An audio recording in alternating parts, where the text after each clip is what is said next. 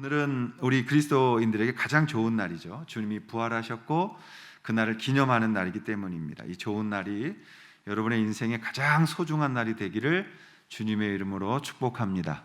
우리 한번 옆에 분하고 다시 인사하실 때 해피 이스터라고 한번 부활의 주님을 기뻐하는 인사를 한번 하겠습니다. 시작. 네. 웃으시면서 해야지 짜증나듯이 하시면 인사가 반감되잖아요. 네, 잘 오셨습니다. 오늘은 이제 복음이 교통하는 가정 만들기라는 제목인데요. 여러분, 사람들이 요즘 많이 무당이나 역술인들을 찾아간다고 합니다. 이제 젊은이들이 옛날에는 이런 데 가는 걸 좀 꺼려했어요. 그런데 10여 년 전부터 아주 그 역술인들의 그 장소도 바뀌었고 깨끗해졌고 카페같이 만들어서 많은 젊은이들이 그 점술밸리나 이런 곳에 가서 또 인터넷을 통해서 오늘의 운세, 자기의 운을 이렇게 점쳐본다고 하는 거죠. 왜 사람들이 그렇게 많이 이런 운명과 운세를 미리 알고 싶어 할까? 그것은 미래에 대한 두려움과 호기심 때문에 그럴 것입니다. 그렇다면 우리 그리스도인들은 왜 예수님을 믿고 신앙생활을 하는 것일까요?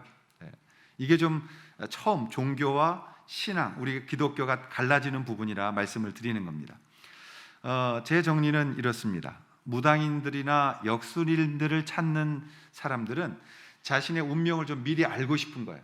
그래서 그 운명을 통해서 내 인생이 어떻게 해야 다른 사람보다 더 이 땅에서 잘 살 수 있고 피해갈 것들을 피해갈 수 있고 어디로 가야 더 많이 모을 수 있을까에 대한 관심이 있는 것입니다. 중요한 건 뭐냐면 그게 어느 귀신이든 상관없다는 거예요.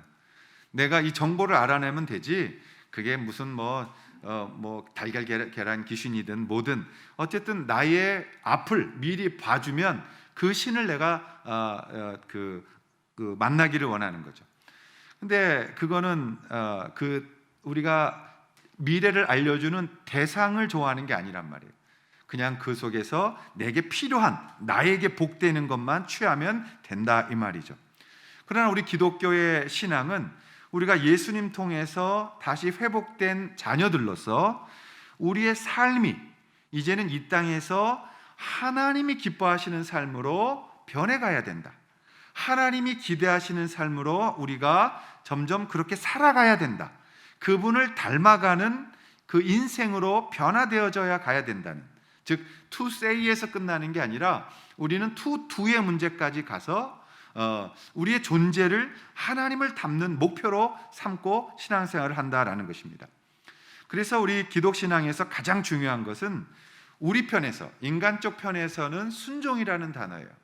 하나님 앞에 최고의 신앙은 뭐냐? 순종입니다. 기적도 아니고 이사도 아니고 희한한 일이 벌어지는 것도 아니에요. 하나님 앞에 최고의 우리 신앙의 목표는 하나님께 온전한 순종하는 겁니다. 그 순종은 내가 스스로 영적인 삶을 살 수 없음을 인정하는 거예요. 내 육체로는 내가 스스로 거룩해질 수 없으며 내가 스스로 나의 고집을 내려놓을 수 없다. 나는 내가 스스로 변할 수 없다. 그래서 그걸 내려놓는 거예요. 그게 자기 부인, 셀프 디나이얼이라는 거죠. 나는 할 수 없습니다 라고 고백하면 하나님이 행하시는 것, 그래서 하나님 앞에 우리가 순종하게 되는 것, 그리고 그분을 닮아가는 게 기독교 신앙의 전부인 겁니다. 그래서 성경의 내용은 영적인 것으로 시작합니다. 그래서 우리가 영적인 걸 받는 거예요. 여러분 구원받았다, 은혜 받았다, 다 영적인 거예요. 그래서 육적으로 보이지 않아요. 근데 영적인 것이지만 그 영적인 신앙은 삶으로 검증되어져야만 된다는 거예요. 그래서 우리의 신앙이 올바로 가고 있는지를 볼 수 있는 것, 그것은 삶을 살아가는 모습을 통해서 우리가 볼 수 있게 되어지는 겁니다. 성경은 이렇습니다. 성경의 일당의 내용이 하나님의 은혜로 시작합니다. 하나님이 먼저 시작하셨다라는 겁니다. 그래서 우리도 행동해야 되는 것이고, 그리고 우리의 신앙도 결과와 삶이 있어야 되는 겁니다. 하나님이 말로만 하셨다면 우리도 말로 해버리면 됩니다. 그러나 하나님은 이 땅을 향한 자신의 도잉이 있으셨어요. 움직임이 있으셨어요. 그래서 우리도 그 은혜를 받고 구원받은 우리도 움직임, 즉 세상을 향한 도잉이 있어야 된다는 것을 말하고 있는 것이죠. 하나님의 은혜로 시작해서 성경은 우리가 처해 있는 현실을 진단합니다. 그리고 그 진단한 후에 그 다음에 그 이유를 설명하는 거예요. 그 왜 핍박이 오고 있는지, 왜 그리스도인들이 이 땅에서 사는 게 세상 사람들하고 안 맞는지, 왜 우리는 괜히 욕먹는지, 이런 것들에 대하여 이유를 설명하고 그리고 나서 그거에 합당한 삶을 살라는 삶의 권면으로 마치는 게 성경입니다. 우리가 올해 들어와서 주일 아침에는 베드로전서를 배우고 나누고 있습니다. 이 사도 베드로가 이 말씀을 기록했던 당시의 상황을 우리의 마음에 염두에 두어야 돼요. 그렇지 않으면 이 성경을 이해할 수가 없습니다. 2000년 전에 베드로가 이 성경을 기록하고 있던 시대에는 최고의, 지금의 미얀마 사태보다도 더 어려운 상황들이 있었습니다. 왜냐하면 로마라는 팍스 로마, 이 아주 엄청난 대국이 만들어지고 로마의 세상이었기 때문에 그랬던 거죠. 로마가 이 권력을 가지고 자신들의 사상, 자신들의 문화를 그들에게 주면서 모든 정복지를 노예화시켰습니다. 그래서 어떠한 자기들만의 생각이나 자기들만의 신을 섬기게는 하되 제일 최고의 신은 로마 황제 시저다라고 고백하게 한 거예요. 그래서 그 금화에다가 자기 얼굴을 찍고 만날 때마다 황제는 신이십니다 이렇게 인사하게 한 거죠. 근데 유독 거기에 반대하는 사람들이 생겼습니다. 그게 누구냐면 소위 그리스도인들이라는 사람들입니다. 그리스도인들은 만나서 황제가 신이십니다 이렇게 말하면, 예, 황제는 훌륭합니다. 그러나 신은 아닙니다. 오직 하나님은 한 분이십니다. 이렇게 꼭 말대꾸를 한 거죠. 그러니까 로마의 이 시저와 로마 입장에선 그리스도인들이 굉장히 싫었던 겁니다. 그리고 그들을 바라보면 괜히 거북해. 사랑하고 낮은 사람들을 섬기고, 우리가 새벽 예배 나눈 것처럼 그 당시에 98%가 노예였거나 노예보다 조금 더 잘 사는 사람들이 모여 있던 거예요. 글자를 모르는 사람들이 98%예요. 근데 그 사람들은 모이면 서로 기뻐하고 서로 사랑하고 서로 섬기면서 서로 자신의 것들을 나누면서 얼마나 행복하게 사는지, 궁전에서 술과 좋은 음악과 쾌락에 쩔어 있던 이 로마 사람들조차도 그게 거부감이 생기는 거예요. 괜히 그리스도인들 보면 기분 나쁜 거예요. 니네는 왜 우리처럼 안 살아? 괜히 시비 걸고 싶고 그들을 향해서 드디어 핍박하기 시작했던 겁니다. 그러면서 그리스도인들을 잡아다가 황제가 하나님이라고 말하지 않으면 너희들에게 이 죄를 묻겠다, 여러 가지 핍박을 동원했습니다. 2000년 전에 그 로마가 썼던 그 여러 가지, 이 그리스도인들을 그 고문했던 것을 보면 무서울 정도입니다. 콜로세움에 이 사냥개를 풀어서 그걸 쫓아다니며 사람들을 물어뜯게 하고, 또 어떤 사자나 그런 짐승들 이용하고, 또 너희들 세상의 빛이라고, 그래 그럼 빛 좀 밝혀, 그래가지고 사람을 묶어서 송진가루에 계속 굴린 다음에 머리에 구멍 뚫고 여기에 심지 박아서 인간의 촛대로 거리를 비추게 했어요. 그렇게 해서 사람을 죽게 하고, 또 십자가에 매달려서 말라서 죽을 때까지 그곳에서 고통받게 하고, 또 손톱을 자르거나 혀를 뽑거나 기타 등등 할 수 있는 최고의 방법을 동원해서 그리스도인들을 핍박했습니다. 그런데 중요한 거는 그리스도인들이 거기에, 물론 일부의 연약한 사람들은 배교도 합니다. 일부의 사람들은 또 거기에 대해서 소리를 지르기도 하고, 그들이 기뻐하는 대로 고통스러워했던 게 사실입니다. 그런데 대부분의 그리스도인들은 그것에 대하여 하늘을 바라보며 오히려 중보기도 하고, 주님, 예수님처럼 저들이 하는 것을 모르는 것입니다. 저들을 용서해달라고 눈물을 흘리며 죽어갑니다. 그러자 적지 않게 로마는 당황하기 시작했습니다. 이게 어떻게 된 건가? 도대체 저들이 무엇을 보았기 때문에 저들이 저렇게 삶을 살아갈 수 있는가? 과연 저들이 믿는 종교는 왜 저토록 강력한 것인가? 라고 질문하게 됩니다. 그 이유가 무엇이었겠어요? 그들은 부활하신 주님을 목도했던 사람들입니다. 그들은 주님이 부활하시고 살아계셨던 것을 아버지에게 듣거나 또 자기가 목도했거나 또 여러 방면으로 그 당시는 그게 진실이었기 때문에 예수 그리스도를 믿고 사랑함으로 주님 앞에 섰을 때 그들은 하늘을 바라보며 마치 스데반 집사님처럼, 주여, 우리가 하늘을 향하여 오늘 이 땅을 중보자로 삽니다라는 고백을 드렸던 것이죠. 그들은 누구도 로마 정부를 상대로 해서 데모를 하거나 황제 물러가라고 안 된 속된 말을 하거나 그런 일을 하지 않았어요. 그들은 중보기도로 그곳에서 눈물을 흘렸고, 죽어가는 자가 있었으나 그 하나님의 능력이 이곳에 임할 것들을 기대했고, 심판하시는 분을 의지했고, 그리고 하나님만이 이 땅을 바꿀 수 있다는 믿음 하에서 그 믿음을 드렸던 것입니다. 오늘날의 기독교가 복음과 복음 운동을 좀 구분하면 좋겠다. 기독교와 기독 운동을 좀 구분하는 것이 조금은 아쉽습니다만, 오늘날의 시대도 우리가 주님 안에서 많이 기도해야 되는 복잡한 시대로 우리가 들어가게 되어지는 것이죠. 오늘 왜 이렇게 서론이 기냐면, 오늘 이 기독교를 바로 이해하셔야 본문을 이해해 가기 때문에 서론을 길게 말씀을 드린 것입니다. 평상시보다. 오늘 설교 제목이 복음이 교통하는 가정 만들기입니다. 복음이 교통하는 가정을 만들기. 기독교의 신앙은 개인의 구원 문제로 시작합니다.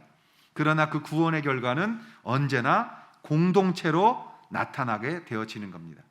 그래서 그 공동체, 가장 첫 번째, 내가 기독교인이 됐어요. 그리고 첫 번째 만나는 공동체가 어디예요? 가족입니다.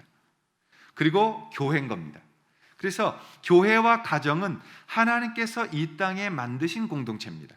사람이 계획한 것이 아니에요. 하나님께서 만들어 놓은 거예요. 나머지 모든 것들은 사람들이 만든 구조입니다. 그래서 가정과 교회는 유일하게 하나님의 공동체로서 서게 됩니다.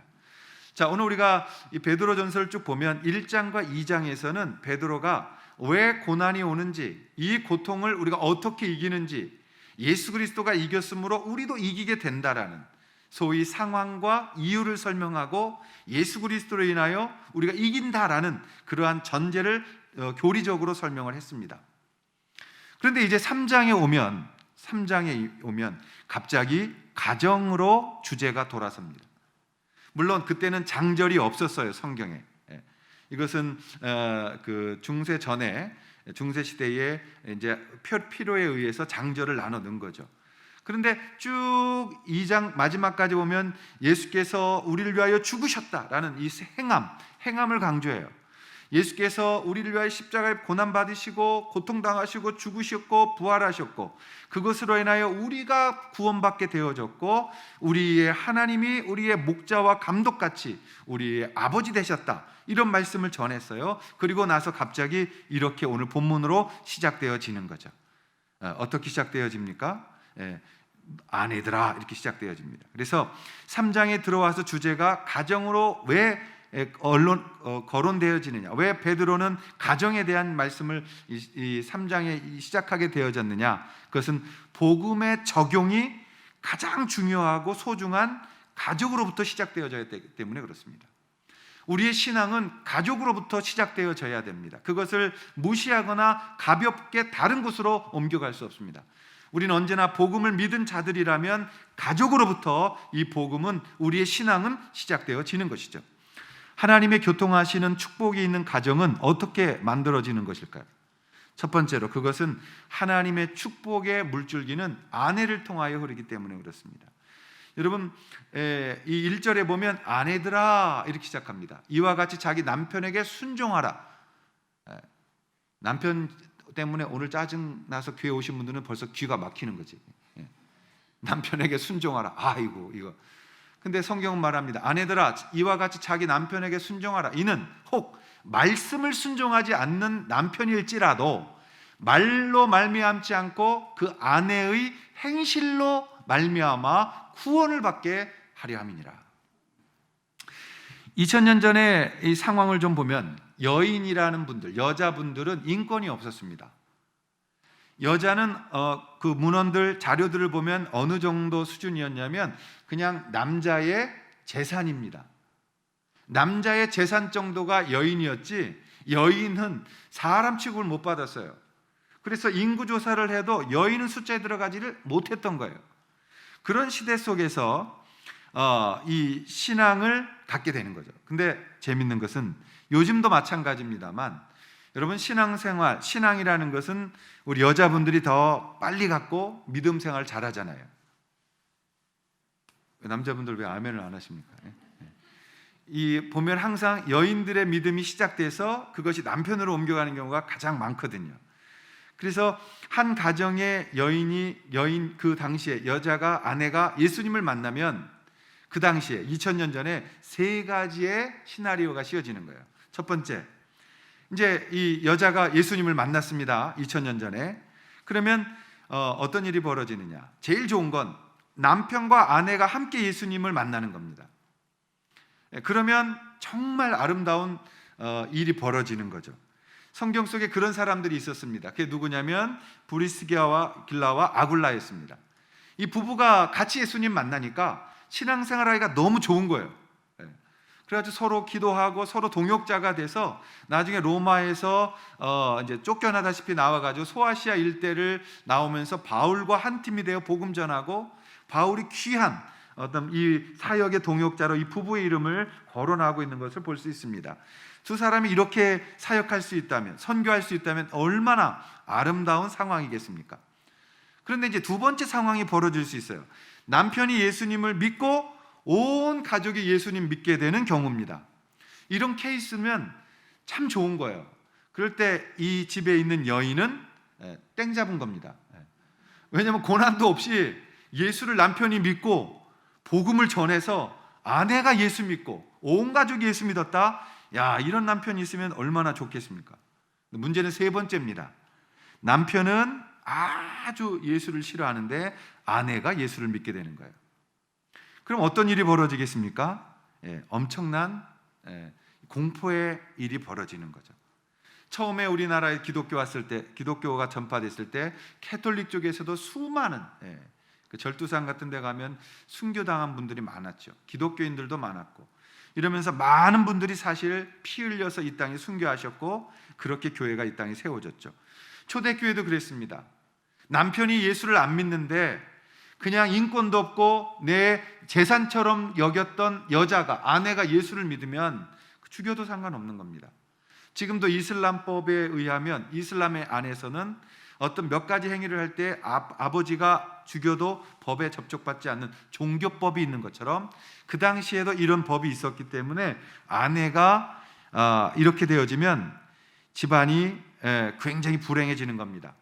남자가 시끄럽게 소리 질러야 되고 핍박해야 되고 때리고 심지어는 죽이기까지, 그 가정이 굉장히 어려운 거예요. 아니, 그렇게 하지 않을지라도 아내가 남편을 위해서 얼마나 많은 중보 기도를 해야 됐겠습니까?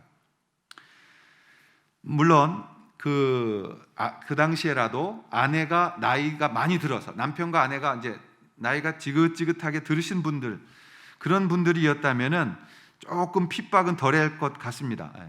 지긋하게 연세 드신 분들은 남편분들이 기죽어 사는 때가 되니까. 그러니까 요즘 오늘날의 우리 남편들의 현실을 보면 이제 두 분이 나이 들어 사시잖아요. 그럴 때 아내가 이사 간다고 하고 이사 날짜를 안 가르쳐 주면은 절대 바깥 출입을 안 한답니다. 왜냐, 언제 이삿짐 싣고 사라져 버리면 못 따라가기 때문에.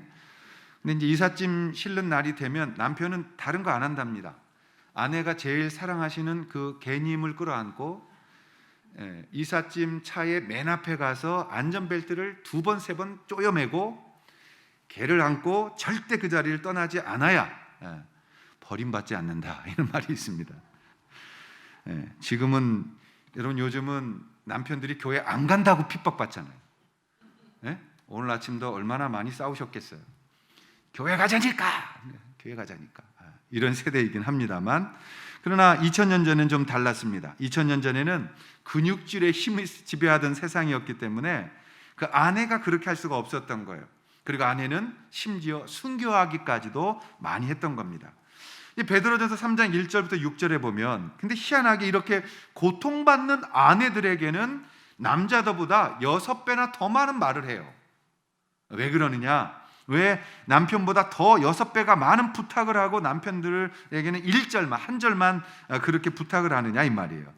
그것은 이제 글자가 많다는 것을 단순하게 말할 것이 아니라 아내들이 그만큼 중요하다는 것을 이야기하고 있는 겁니다. 여인들이 가정에서 순종의 원칙을 적용하라는 명령을 하고 있는 거예요. 순종. 근데 여러분, 순종 그러면 되게 기분 나빠한다고, 요즘은. 왜 아내들에게만 순종하라고 하느냐, 이렇게 얘기를 해요. 근데 이 순종은 남편에게 순종하는 순종이 아니라 좀 더 넓은 하나님 앞에 순종하는 것이에요. 하나님 앞에 순종할 때에 그 안에 남편도 들어있게 되어지는 겁니다. 오늘날 제일 싫어하는 단어가 순종이에요. 복종. 왜 복종해야 돼? 네 맘대로 살아. 누구에게도 굴복하지 마. 누구도 너를 침범할 수 없어. 너는 너야. 라는 이러한 마지막 21세기 사상이 굉장히 강하죠. 그러나 그 당시에 이 순종은 오늘날도 그대로 적용되는 겁니다. 이건 남편에게 순종하라 하기는 이전에 하나님께 순종하라는 뜻이에요. 그 하나님 앞에 순종할 때 우리가 모든 교회에 순종하고 그렇게 순종하는 사람들의 삶을 살아가는 자라면 안 믿는 남편, 그 남편을 전도하기 위하여 너가 먼저 순종해야 된다. 그래서 그 순종의 행동의 열매가 남편의 영혼을 구원해낼 수 있지 않겠느냐라고 말씀하고 있는 것입니다. 그 당시에도 최고의 전도의 대상자는 남편이었던 거예요. 그러니까 여러분, 우리가 하나님 앞에 순종을 배우면 남자와 여자가 서로 순종하게 되어집니다. 왜냐? 하나님 앞에 순종하는 사람들이기 때문에 그렇게 되어지는 거죠. 그것은 권력의 힘에 의한 것이 아니라 귀한 서로의 교제가 있기 때문에 서로가 그렇게 복음 때문에 하나님 때문에 순종하는 순종을 살아라라고 말씀하고 있는 거죠. 아내들이 요즘 강하던 약한 스타일이던 그건 상관없습니다. 남편에게 순종하셔야 되는 겁니다. 아멘. 남자분들만 아멘을 하시네. 지금 여자분들이 아멘을 하셔야 되는데. 자, 다시 아내들이요, 남편에게 순종하시기를 명합니다. 예, 싫어도 하시면 남편이 변할 줄 믿습니다. 이렇게 제가 아내들에게 강요하냐면 저희 집이 변화를 원해서. 그 순종은 남편에게 감동이 되는 거예요. 교회 다닌다고 복음을 전해. 나중에 남편에게 복음 전했는데 남편이 순수하게 받아요? 아니요. 그동안 살아온 인생이 있는데 어디다 대고 복음이야? 나는 나의 사는 방법이 있어. 교회에서 목사에게 들은 소리 나한테 강요하지 마. 근데 거기다 대고 이제 아내가 안타깝다가 나중에 성질을 내죠. 그리고 복음 전하다가 싸움이 벌어져요. 오늘 저녁 먹지 마. 나가 먹든지 뭐 이렇게 된다고요. 그럼 어떻게 돼요? 남편은 내가 이놈의 교회 진짜 죽었까 안 간다 나는. 그렇게 하지 말라는 거예요. 어떻게 하라는 거예요? 감동을 주라는 거예요. 어떻게? 너의 정결함으로. 그래서 2절에 보면 너희의 두려워하며 정결한 행식을 그가 보게 하라는 겁니다. 그래서 하나님 앞에 순종하는 사람은 남편을 불쌍히 여기게 되어진다는 거예요. 사랑하신 여러분, 제발 우리 남편을 불쌍히 여겨주시기를 바랍니다. 근데 이 아내가 남편에게 사랑하고 순종하면 하나님 앞에서 남편이 돌아온다 이 말이죠. 여러분, 우리 남자들은 아내가 예수 믿게 되면 지켜봐요. 그 아내의 삶을 지켜본다고. 그러면서 그 아내가 정말 우리한테 잘할 때 한편으로는 좀 뭔가 있나 의심스럽지만은 그래도 기뻐하는 거예요. 여러분, 우리 옛날부터 남편에게 잘하는 사람들이 있었지만 솔직히 말해서 여러분, 우리 아내들이 남편에게 하는 그 잔소리 우리도 다 진리라는 거 알고 있습니다. 아내들이 남편한테 하는 소리 다 진리예요. 사실 들어보면 다 맞습니다. 다 맞아요. 틀린 게 어디 있어요? 근데 왜 싫어하느냐? 기분 나쁘게 말해서 싫어하는 거예요. 꼭 자존심 꺾어대고 말이죠. 너는 못해라 하고 느끼게 만들고 이러니까 안 하는 거죠. 특히 여러분 아내들 분들이요, 좀 기억하십시오. 화를 내더라도 집에서 음식 만들다가 칼 들고 소리 좀 지르지 마세요. 가뜩이나 무서워서 우리 요즘 사는데 이런 시대에 살고 있습니다 우리가. 어느 날 그 식당에 갔는데 식사들을 하시더라고요. 근데 옆 테이블에 교회에서 왔어요. 자매님들 몇 분하고. 뭐 점심은 가면 좋은 식당은 다 아내들이 다 차지하고 있잖아요. 남편들은 가서 빨리 해장국 한 그릇 먹고 또 일하는데, 그렇죠? 그래요. 그래서 이렇게 들어보니까 교회에서 왔어요. 자매님 몇 분이 밥을 먹는데 막 이제 젊은 자매들이 그러더라고. 권사님 너무 감사해요. 너무 맛있어요. 그래서 막 그 권사님 칭찬하고 감사하다고 막 그러면서 뭐라 그러냐면, 근데 집사님 같이 나오시면 더 좋았을 걸. 그러니까 이 권사님 남편의 안부를 물은 거예요. 그랬더니 이 권사님이 말하는 게 뭐라 그러냐면, 그 인간 냅둬. 그 인간 냅둬. 어디 다닌지 알 수가 없어. 그 인간 냅둬. 사랑하시는 권사님들, 남편을 그 인간이라고 이름 짓지 마시길 바랍니다. 우리 이름 있어요. 그 인간이 뭐, 나 그씨 아니에요. 남편들이 다 그 인간이에요. 그러면 그 인간이 교회 안 온다 이 말이에요.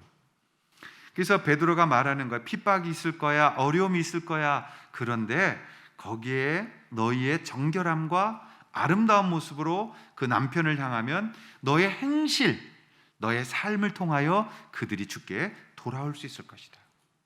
그래서 5절과 6절에 하나님께 소망을 두었던 거룩한 부녀들도 이와 같이 자기 남편에게 순종함으로 자기를 단장하였나니 사라가 아브라함을 주라 칭하여 순종한 것 같이 너희는 선을 행하고 아무 두려운 일에도 놀라지 아니하면 그의 딸이 된 것이니라.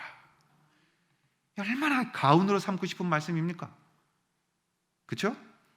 사라가 남편을 뭐라고 불렀다고요? 주님. 오늘날도 회복되어야 될 복음인 줄 믿습니다. 한 맺혀서 오늘 이렇게 얘기하는 거예요. 여러분, 사라의 그런 표현을 보여주면서 아내들이여 남편을 사랑하라, 남편을 인격적으로 섬겨라, 정결함으로 주님 사랑하듯 너희들의 그 신앙이 남편에게 먼저 갈 수 있게 하라고 부탁하고 있는 거죠. 로마의 유적지를 다녀보면 소아시아 같은데 로마 자체는 말할 필요도 없고 정말 어떻게 2000년 전에 그런 문명을 만들었는지 정말 어마어마합니다. 근데 소아시아에 가면서 다니면서 깜짝 놀랐던 것이, 사실 저는 많은 것들, 위대한 것들 보고도 놀랬지만 작은 거라고 말할 수 있는 건데 위대한 게 있어요. 그게 뭐냐면 상수도입니다. 상수도. 로마 사람들은 이미 상수도, 하수도가 있었어요. 공중 화장실을 보면 그 밑에 물이 지나가면서 씻어내리게 만들었다고요. 2000년 전에.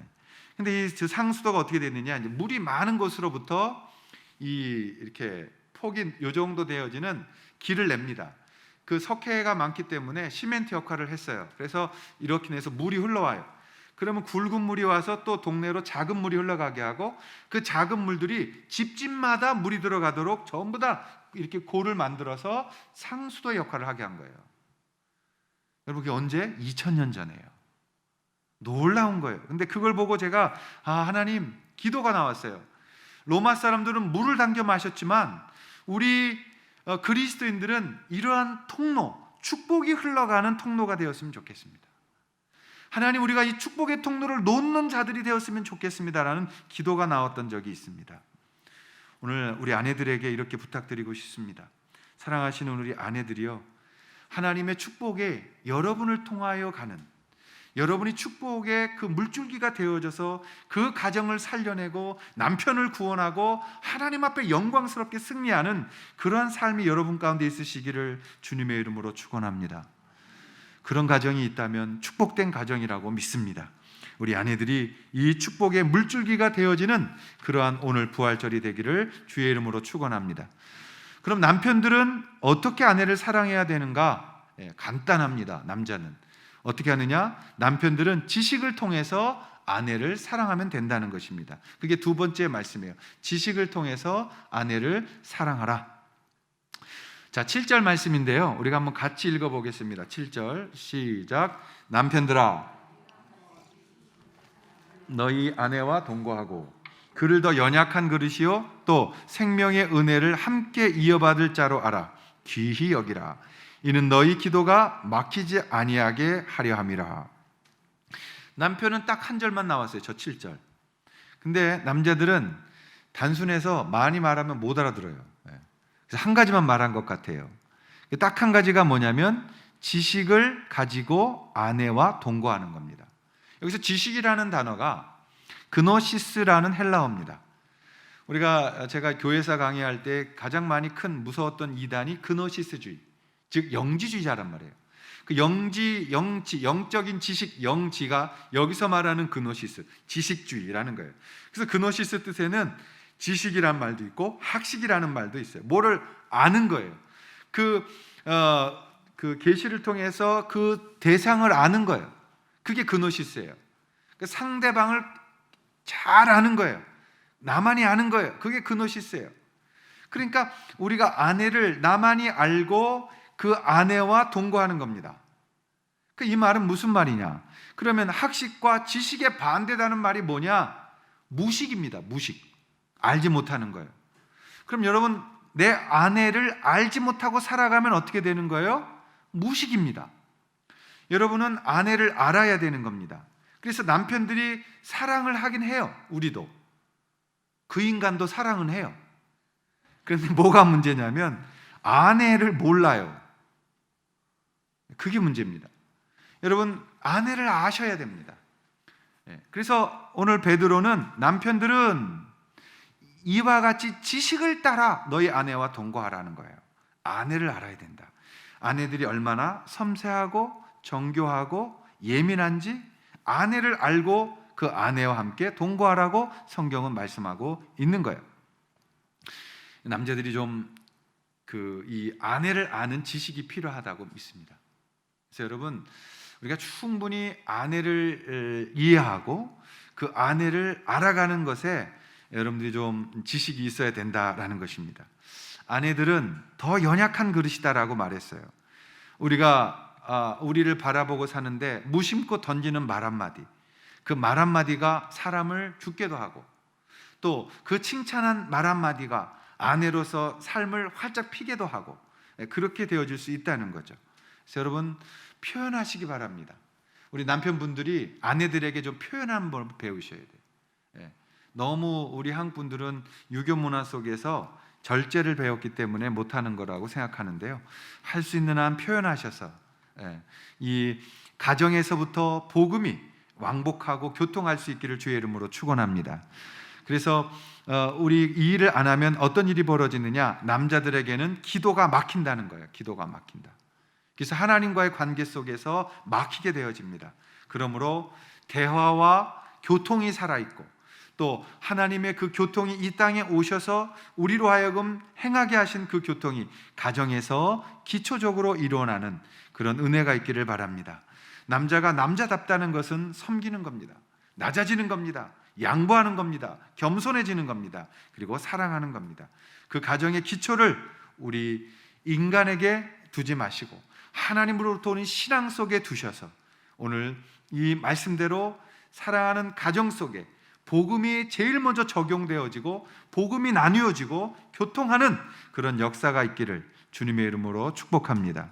가정에서의 삶이 하나님과의 신앙이며 신앙인인 우리가 날마다 섬기는 삶을 제일 먼저 실천해야 하는 그런 장소가 가정이라는 것, 그리고 나아가서 교회라는 것, 이 사실을 잊지 않고 오늘 주님 부활하신 이날 아침에 우리가 그 생명력을 담아 세상에서, 가정에서, 교회에서 제일 먼저 우리의 삶의 신앙 고백이 이루어지는, 그리고 행동으로 이어지는 그런 믿음의 삶이 모든 그 하나님의 생기가 여러분들의 가정에 흐르는 복된 부활 아침 될 수 있기를 주님의 이름으로 축복합니다.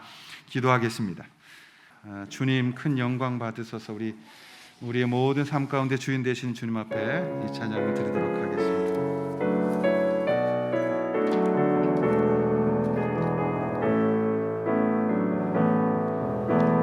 주님, 큰 영광 받으소서.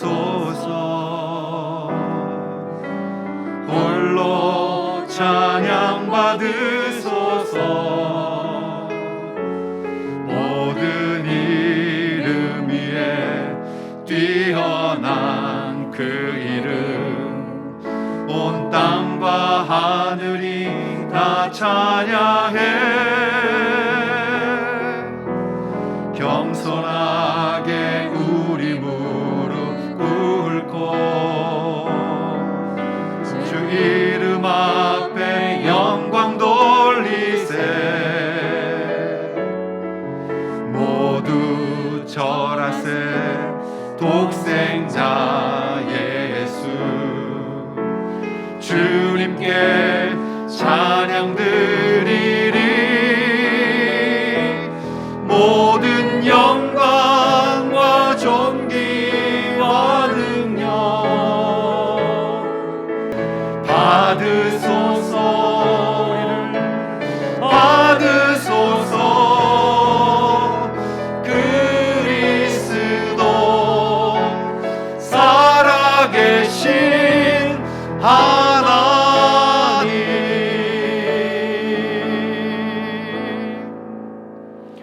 하나님 아버지, 우리를 사랑하셔서 이 땅에 예수 그리스도를 보내주신 그 은혜와 감사, 그리고 우리를 위하여 십자가에 죽으셨던 그 지극하신 사랑하심, 그리고 지금도 우리와 함께 하시며 우리를 세워가시는 그 주님의 은혜, 그것을 기억하고 우리끼리의 삶이 아닌 삶으로 복음 전하기 위하여, 사랑하기 위하여 이 예물을 드린 모든 성도들을 축복하시고 또 그 물질을 드린 곳마다 하나님의 은혜의 영광이 있도록 도와주시옵소서.